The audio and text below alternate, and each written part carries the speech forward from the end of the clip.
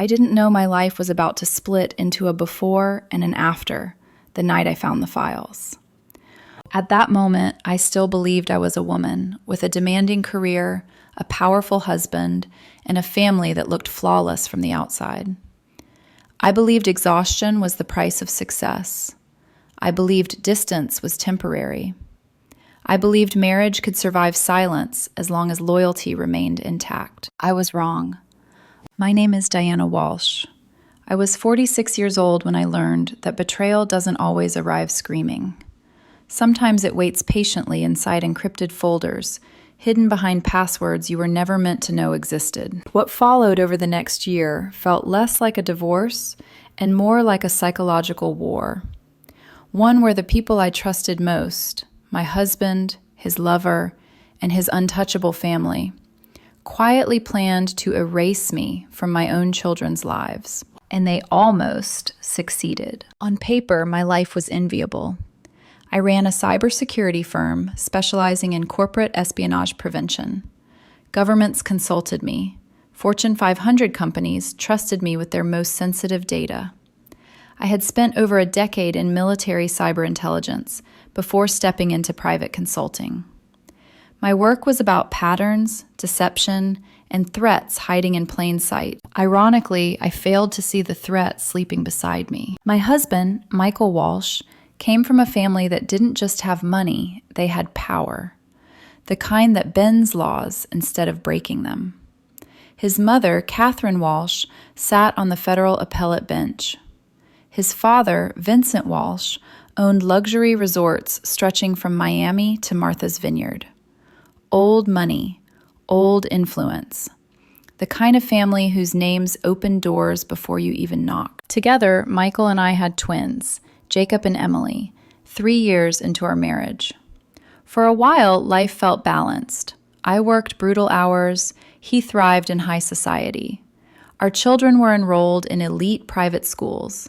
We attended charity galas where senators smiled too easily and favors were traded over champagne. From the outside, we looked perfect, but perfection has a way of rotting quietly. The first cracks were small. Missed dinners, whispered phone calls that ended the second I entered a room, business trips to cities where Michael had no active projects, subtle resentment whenever my work pulled me away at 3 a.m. to respond to a data breach or an international cyber threat. He loved the lifestyle my income funded. He just hated the reality behind it. I told myself it was stress, that marriages go through seasons, that powerful people live complicated lives. Until the night I decided to update our home security protocols. Cybersecurity hygiene.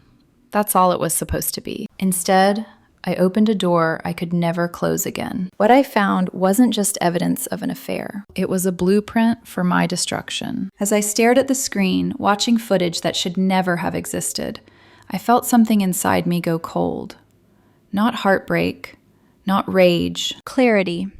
Because in that moment, I understood one terrifying truth. They weren't just betraying me. They were planning to take my children, my career, and my identity.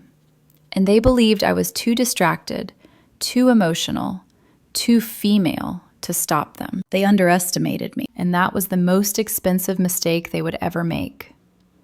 Before everything collapsed, before words like betrayal and custody entered my daily vocabulary, I used to describe my life with one word: earned. I wasn't born into influence. I didn't inherit connections or trust funds or last names that opened doors. Everything I had, I built, slowly, methodically, often at the cost of sleep and personal comfort. By the time I turned 46, I was running a cybersecurity firm that specialized in corporate espionage prevention and digital forensics. My clients weren't just companies worried about hacked emails. They were governments, defense contractors, executives operating in hostile environments. I had spent 12 years in military cyber intelligence before transitioning to private consulting. That background shaped me in ways most people didn't understand. I didn't panic easily. I observed before reacting. I trusted data more than promises. Ironically, that discipline didn't protect me from love. I met Michael Walsh in 2013, right in the middle of my transition out of the military sector. I was still adjusting to civilian life, learning how to talk about my work without classified language, learning how to exist without constant threat alerts in the back of my mind. Michael walked into that unfamiliar world like he belonged everywhere. He was charismatic in a way that didn't demand attention, it simply assumed it. He worked in real estate development, closing deals most people only read about in business magazines. He moved easily through boardrooms and charity luncheons, always impeccably dressed, always smiling like nothing could ever truly touch him. And then there was his family. The first time I attended a formal dinner with them, I remember sitting straighter without realizing it. Catherine Walsh, his mother, had a presence that filled the room before she spoke. Years on the federal appellate bench had taught her how to control silence. When she looked at you, it felt like being assessed, measured, weighed. His father, Vincent Walsh, was quieter but no less powerful. His empire of luxury resorts and hotels spanned coastlines and reputations. He didn't boast. He didn't need to. Everyone already knew who he was. I was the outsider, not unwelcome, but clearly observed. At first, I thought Michael admired my independence. He liked telling people his wife was insecurity, liked watching eyebrows lift when he mentioned my military background.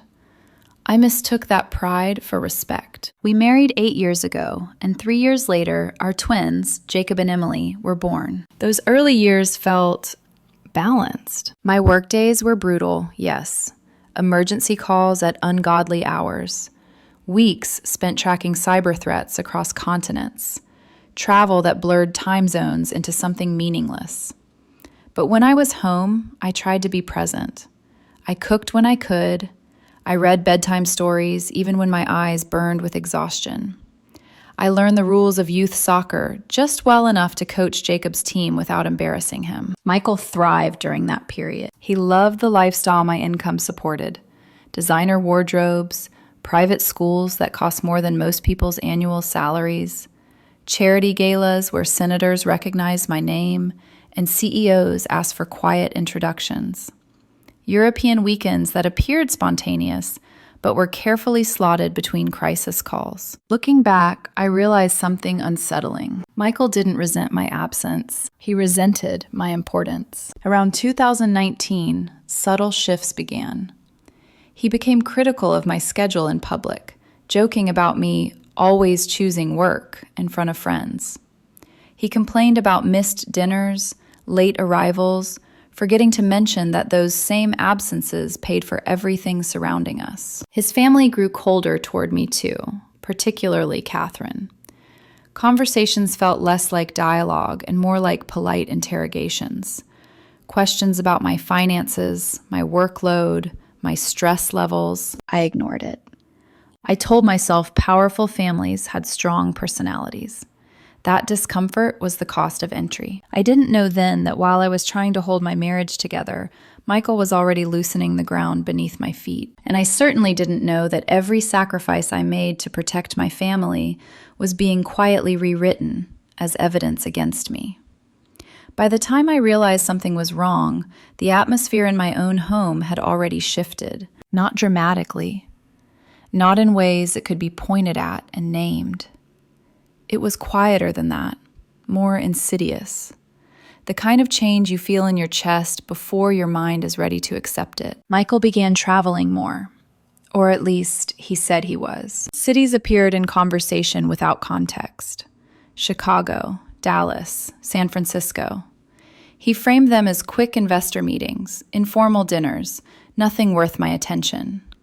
But I noticed the gaps, the way dates didn't quite line up with projects I knew about, the way he never asked me to join anymore, even for events where spouses were usually expected. Phone calls became private affairs. He'd step into the hallway, lower his voice, turn his body slightly away from me. If I entered the room, the call would end instantly. At first, I told myself it was business confidentiality. Real estate deals can be sensitive. I understood that. I'd spent my career guarding information that could ruin lives if mishandled. But there was a difference. Michael wasn't protecting clients. He was protecting distance. The resentment followed soon after. Sharp comments slipped into conversation like broken glass. He accused me of choosing work over family, of being emotionally unavailable, of checking out when I was home.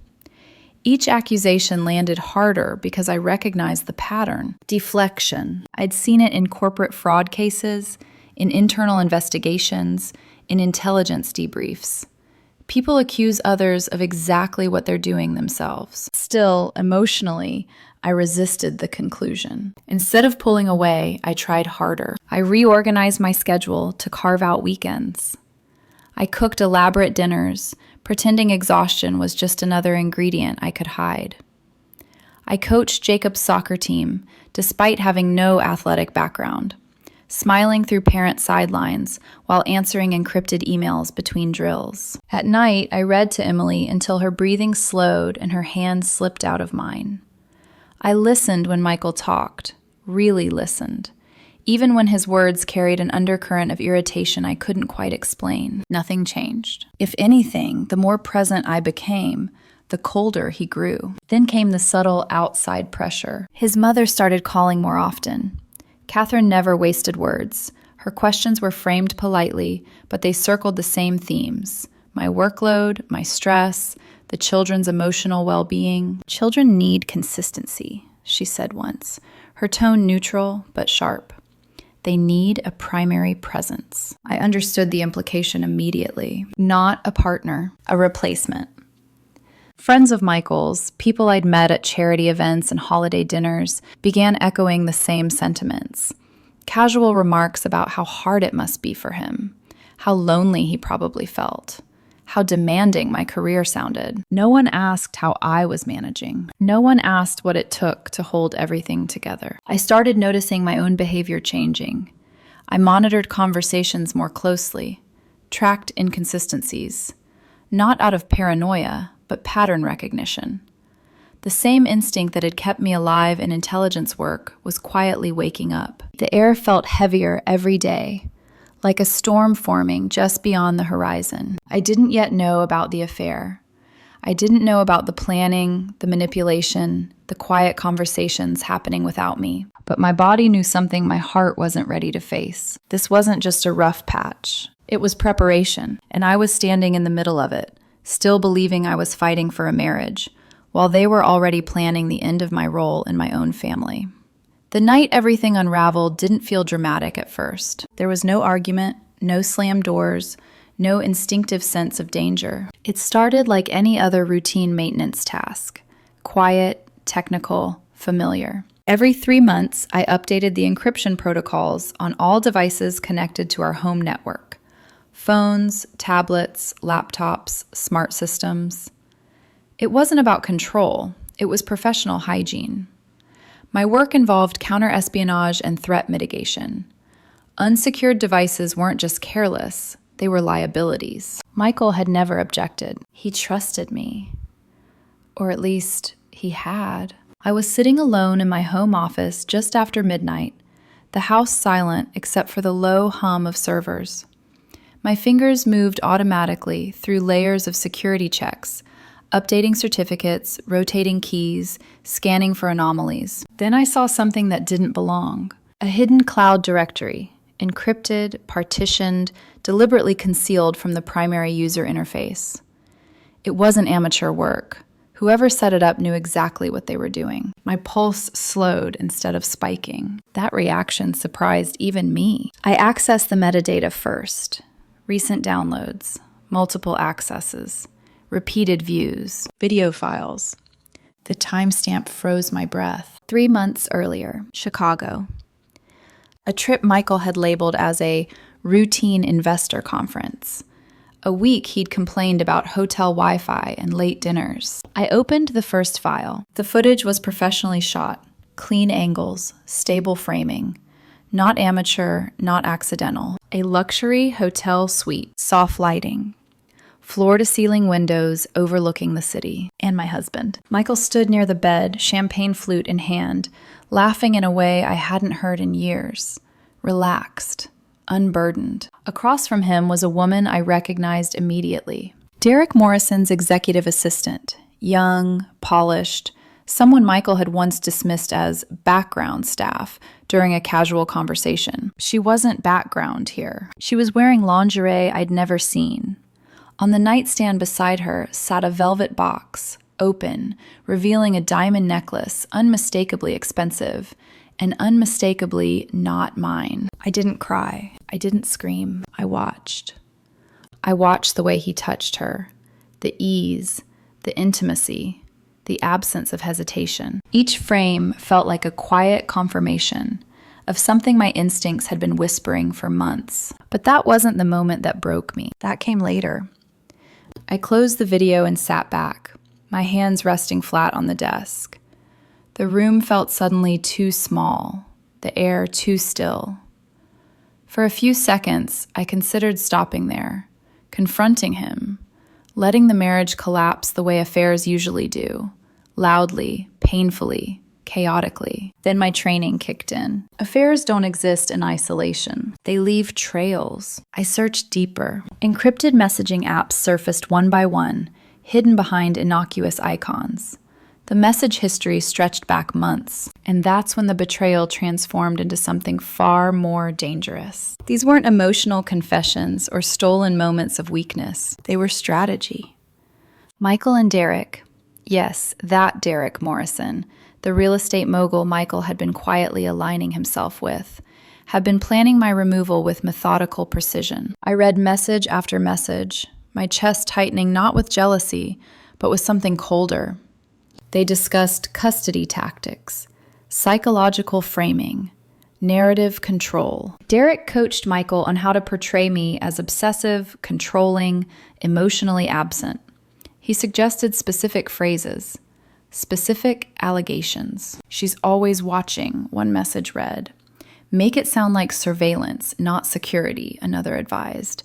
Judges hate women who can't let go of control. Then I saw my children's names. Jacob, Emily, typed casually, strategically. They barely see her anyway, Michael wrote. She's always working.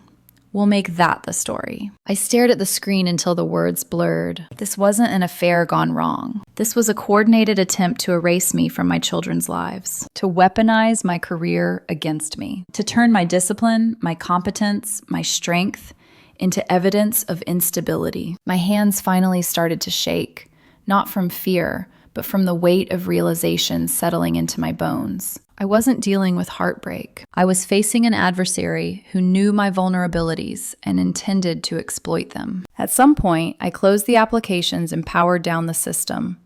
I sat in the dark, listening to the faint sounds of the house, the ticking clock, the distant breathing of my children asleep upstairs. I pressed my palm against my chest, feeling my heart steady itself. That was the moment I stopped being a confused wife trying to save a marriage and became something else entirely. Someone trained not to react. Someone trained to observe, to document, to wait.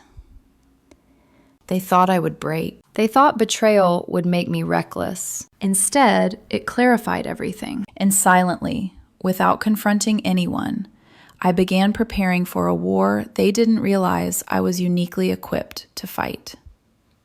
For the first 48 hours after the discovery, I said nothing. Not to Michael, not to his family, not even to myself, really.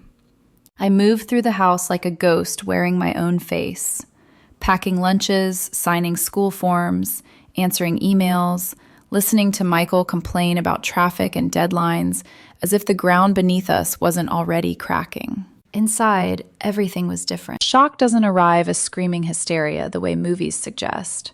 For me, it was a strange stillness, like my nervous system had pulled a hard reset. My body functioned, my mind cataloged details. Emotion lagged behind, locked somewhere I couldn't access yet. At night, when the house went quiet, the questions crept in. How long has this been happening? When did I stop being his partner and become his obstacle? How much of our life was real, and how much was already theater? I replayed moments I'd brushed aside. His irritation when I checked in during trips. The way he flinched, not physically, but emotionally, whenever I asked about future plans. His growing closeness to Derek Morrison, a man who had once dismissed my work as interesting but excessive. I wondered how I'd missed it. And then I stopped myself. That line of thinking was dangerous. In intelligence work, self-blame clouds judgment. It turns analysts inward instead of outward. I couldn't afford that. Not now. Still, the pain found its way through the cracks. One evening, as I tucked Emily into bed, she wrapped her arms around my neck and whispered, "Are you going to travel again this week, Mommy?" The question landed like a blade. I swallowed and kissed her hair.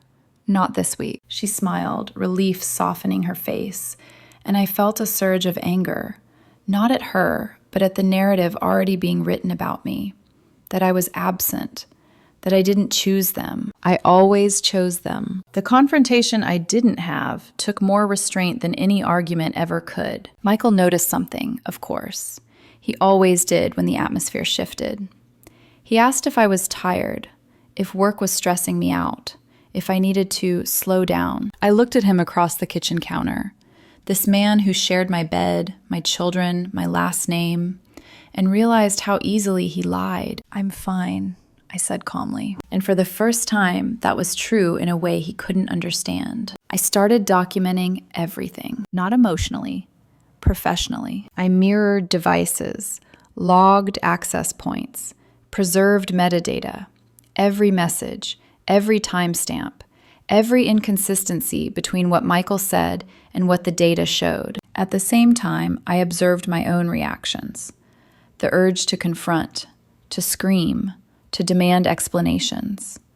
I let those urges pass because one truth became painfully clear. If I reacted like a betrayed wife, I would lose.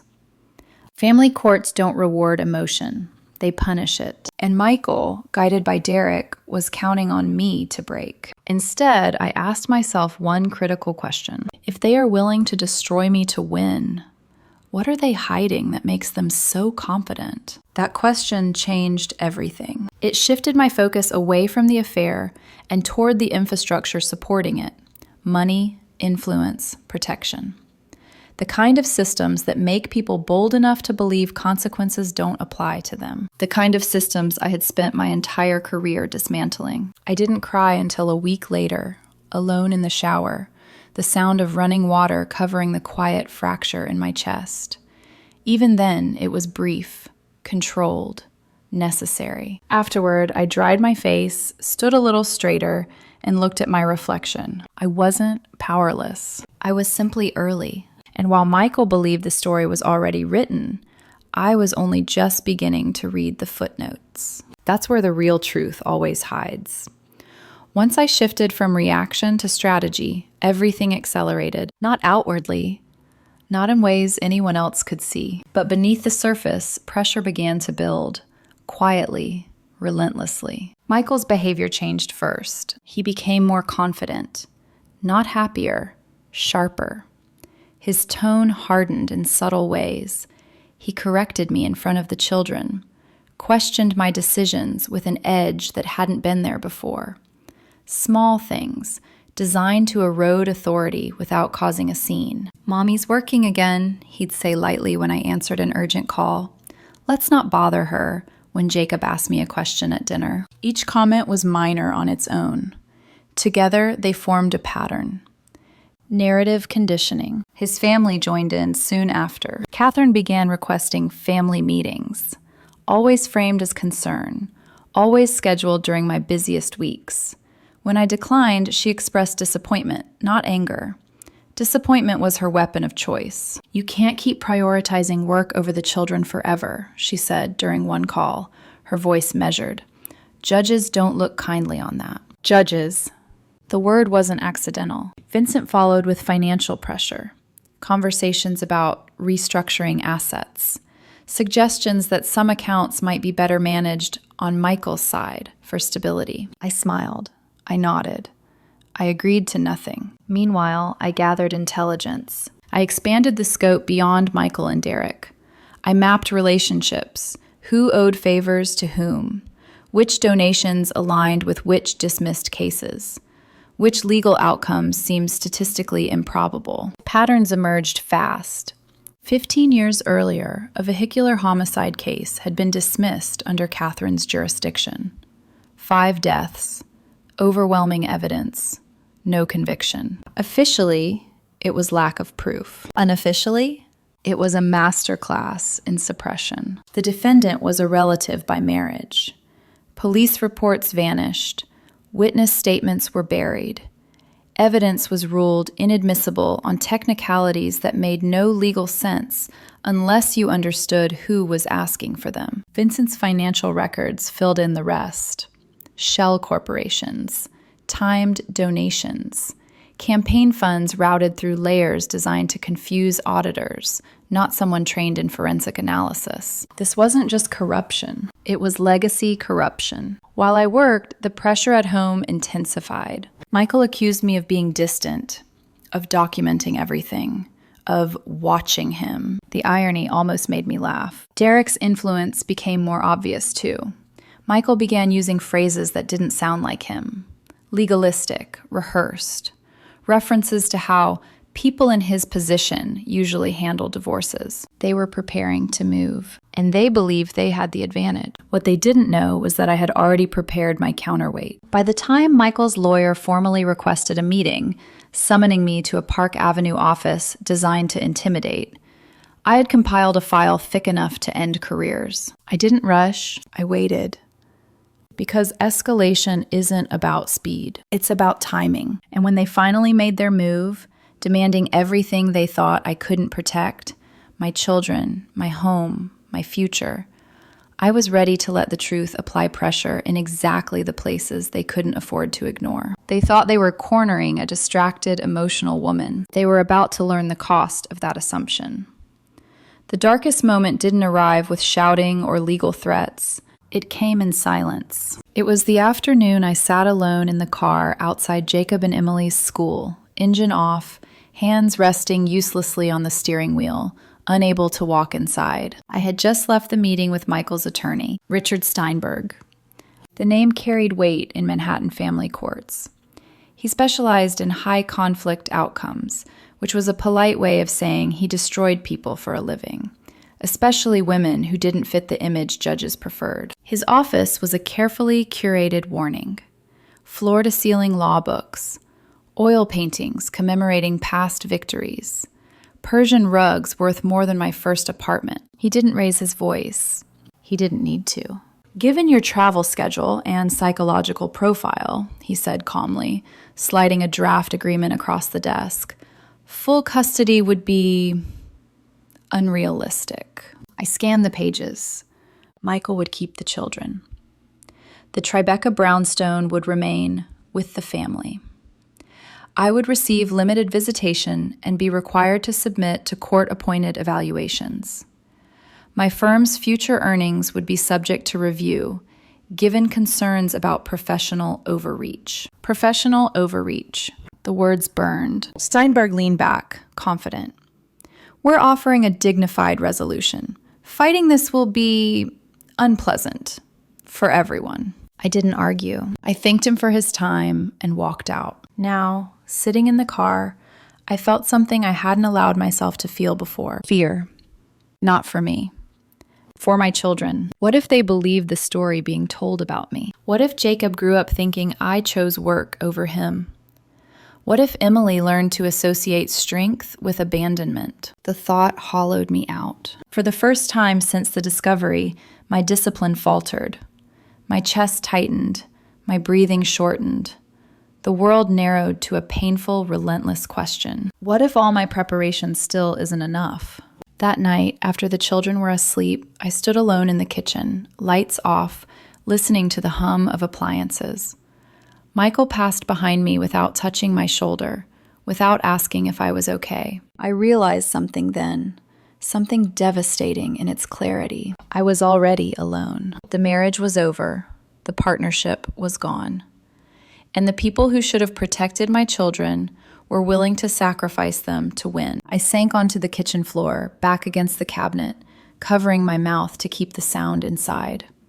The tears came hard and fast, unfiltered, my body finally releasing what my mind had been holding at bay. I wasn't crying because I'd been betrayed. I was crying because I understood the scale of the fight ahead and how much it would cost. For a brief moment, I considered letting it go, signing the papers, accepting the narrative, seeing my children on weekends while strangers raised them on lies. The thought made me physically ill. I wiped my face, stood up slowly, and looked at my reflection in the darkened glass. This was the lowest point. The moment where giving up would have been easier. And that was exactly why I couldn't. Because I hadn't come this far, hadn't survived military intelligence, hostile environments, years of pressure and sacrifice, just to be erased quietly. If this was the point they expected me to break, then what came next would shock them all.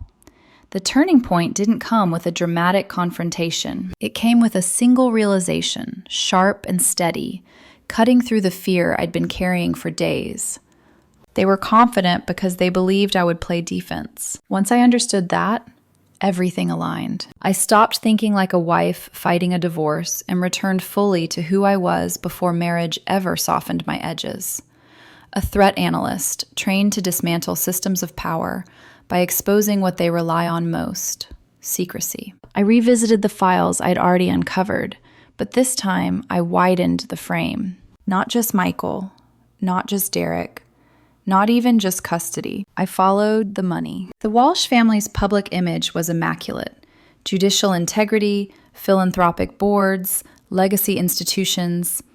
But legacy leaves footprints. So do cover-ups. 15 years earlier, Catherine Walsh had dismissed a vehicular homicide case that should have ended in prison sentences. 5 victims. A family erased in seconds. The Hernandez family. I said their names out loud in my office, alone, letting them anchor me to something larger than my own pain. Miguel, Maria, Sophia, Diego, Carmen. I pulled sealed court records through contacts I'd maintained quietly since my intelligence days. I cross-referenced police reports that were never meant to see daylight again. Witness testimonies that had been ruled inadmissible without explanation. The pattern was unmistakable. Catherine hadn't judged that case. She'd buried it. Vincent's role surfaced next. Campaign donations timed within days of the dismissal. Shell corporations layered to disguise origin. Nearly $500,000 moving through channels designed to confuse auditors, not someone trained in forensic tracing. This wasn't a mistake. It was coordination. And suddenly, Michael's confidence made sense. He didn't think he was untouchable because of Derek. He thought he was untouchable because of them. I compiled everything into a single dossier. Not emotional, not accusatory. Professional. Structured like a federal prosecution brief. I didn't threaten. I prepared options. Then I waited for their move. It came sooner than expected. Steinberg summoned me again, this time with an air of finality. He slid revised demands across the table, more aggressive than before. Full custody, asset control, professional oversight. I listened calmly. Then I reached into my briefcase and placed a thick manila envelope between us. "Deliver this to your client," I said evenly, "and tell him to read it carefully before deciding how far he wants to push." Steinberg frowned. "What is this?" "Context," I replied, standing. "For informed decision-making." That night, the phone rang at midnight. Michael first. Panicked, incoherent, accusing me of insanity. Then Derek. Careful at first, then desperate. Finally, Catherine. Her voice, usually commanding, trembled with restrained fury. "What do you think you're doing?" she demanded. "Correcting a record," I said calmly. "One that's been wrong for 15 years. The silence that followed told me everything. For the first time since this began, the power shifted. They weren't dictating terms anymore. They were listening. And I was done asking permission to protect what mattered most. The collapse didn't happen all at once. It happened in waves, each one quiet, deliberate, irreversible. Within 48 hours of Catherine's call, the tone changed everywhere. Michael stopped posturing. His messages turned cautious, clipped, stripped of confidence.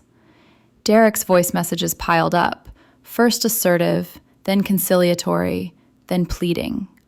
He wanted a meeting, a compromise, time. Time was the one thing I didn't give. The revised settlement arrived through Steinberg's office exactly 2 weeks after I delivered the envelope. The same office, the same polished table, a completely different atmosphere. Steinberg no longer leaned back in his chair. He sat upright, hands folded, eyes avoiding mine. Professional, careful. Michael looked older, not dramatically, but enough to notice. His shoulders slumped. His certainty had drained away, replaced by something closer to calculation mixed with fear. The documents were unrecognizable from the originals. Full legal and physical custody of Jacob and Emily, mine. Unlimited visitation for Michael, supervised at first. The Tribeca brownstone remained with me. My firm stayed entirely mine, no claims, no oversight. Michael received a modest monthly settlement that wouldn't sustain the lifestyle he'd grown accustomed to. Steinberg cleared his throat. Given emerging considerations, my clients have decided to reassess their legal strategy. I didn't respond. Michael signed first. His pen hovered for a moment before touching the page, like he was still hoping someone would stop him. No one did. When it was done, I placed one final envelope on the table in front of him. "What's this?" he asked quietly. "Information," I said, "about Derek. Things you deserve to know." His hands shook as he opened it. Photos, financial records, transfers from offshore accounts he'd believed were shared. Dating app conversations Derek never meant him to see, bragging about manipulating a desperate married man to gain access to political protection. Michael's face drained of color. "He took the money," I said evenly. 3 days ago. The silence in the room thickened. Outside that office, the fallout spread fast. Legal blogs began hinting at federal inquiries into past judicial irregularities. Business journals questioned campaign finance patterns linked to dismissed cases. Catherine canceled public appearances, then quietly announced her resignation for family reasons. No one believed it. The Justice Department announced a formal review within the week. Vincent's empire unraveled next. Investors fled, contracts dissolved, lawsuits surfaced, led by the surviving relatives of the Hernandez family, finally armed with evidence that should have been acknowledged 15 years earlier. Michael lost his social circle almost overnight. Invitations stopped, calls went unanswered. The power he'd relied on evaporated the moment it became inconvenient. Derek vanished entirely. Last I heard, federal warrants followed him across borders. The assistant he'd fled with left as soon as accounts froze. I didn't celebrate. I didn't attend hearings or watch headlines scroll by. I focused on one thing: normalcy. Soccer practice on Tuesdays and Thursdays. Art projects with Emily on weekends. Homework at the kitchen table. Bedtime stories every night. When the world finished burning behind us, my children slept peacefully, untouched by the fire meant for them. And that was enough. 3 months later, I sat on the back porch of the Tribeca brownstone as the sun dipped behind Manhattan's skyline, turning the glass towers amber and gold. Jacob and Emily chased fireflies across the garden, their laughter light and unburdened, the kind of sound that reminds you why some battles must be fought quietly and won completely. They didn't know the details. They didn't know about sealed court files, federal probes, or how close they came to being rewritten out of my life by people who claimed to love them. They only knew this: their mother showed up every day, without fail. My company was stronger than ever. The same discipline that protected my children rebuilt my professional life with better balance. I still handled high-risk cases, still advised governments and corporations, but not at the cost of bedtime stories or weekend breakfasts. Power means nothing if it costs you the people you're meant to protect. Michael faded from our lives the way weak structures do once their supports are removed. No dramatic confrontations, no revenge, just consequences catching up at their own pace. Catherine's resignation became permanent exile from the world she once ruled. Vincent's empire fractured under lawsuits and scrutiny. Derek became a cautionary rumor, proof that predators eventually devour themselves. I kept one photo on my desk, not of Michael, but of Jacob and Emily the day we planted the garden together. Dirt on their hands, pride in their eyes, proof that truth, when protected, has a way of growing. Here's the lesson I learned, the one I hope you carry with you. Betrayal doesn't always come from weakness. Sometimes it comes from people who believe their power exempts them from consequences. Don't answer betrayal with rage. Rage is predictable. Answer it with patience, clarity, and truth. Because the most devastating response isn't destruction, it's exposure. And when the truth finally steps into the light, it doesn't need your anger to do its work. It just needs time.